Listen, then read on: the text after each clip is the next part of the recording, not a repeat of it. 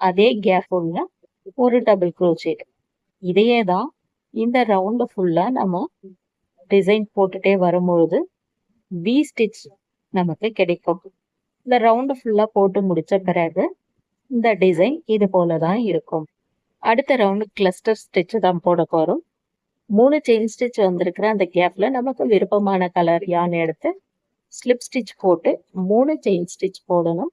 3 chain stitch போட்டு முடிச்சதும் running நூலை ஊசியில மாட்டிட்டு செயின் ஸ்டிச் வழியா ஊசியை உள்ள விட்டு மேலுக்கு இழுக்கும் பொழுது 3 லூப் கிடைக்கும். முதல் 2 லூப்ல மட்டும் ரன்னிங் நூலை எடுத்துட்டு இந்த 2 லூப் அப்படியே இருக்கணும். மறுபடியும் ஊசியில ரன்னிங் நூல் மாட்டி அதே கேப் வழியா மேலுக்கு இழுக்கும் போது 4 லூப் இருக்கும்.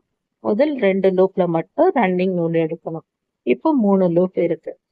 மறுபடியும் ஊசியில ரன்னிங் நூல் மாட்டி அதே கேப் உள்ள ஊசியை உள்ள விட்டு ரன்னிங் நூலை மேல இழுக்கும் பொழுது 5 லூப்ல முதல் 2 லூப்ல மட்டும் ரன்னிங் நூல் எடுத்தோம்னா 4 லூப் ஹூக்ல கிடைச்ச பிறகு மறுபடியும் ஊசியில ரன்னிங் நூல் மாட்டி ரன்னிங் நூலை இந்த கேப் வழியா எடுத்தோம்னா மொத்தம் 6 லூப் நமக்கு கிடைக்கும். இதுல முதல் 2 லூப்ல மட்டும் ரன்னிங் நூலை எடுத்தோம்னா 5 லூப் ஹூக்ல கிடைச்ச பிறகு ஊசியில ரன்னிங் நூலை மாட்டி இந்த 5 லூப் வழியாவும் ரன்னிங் நூலை எடுத்தோம்னா ஒரு கிளஸ்டர் ஸ்டிச் கிடைச்ச பிறகு 3 செயின் ஸ்டிச் போடணும்.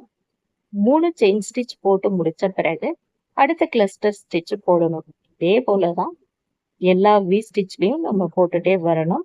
இப்போ ஃபர்ஸ்ட் ஒரு கிளஸ்டருக்கு எடுக்கிறேன்.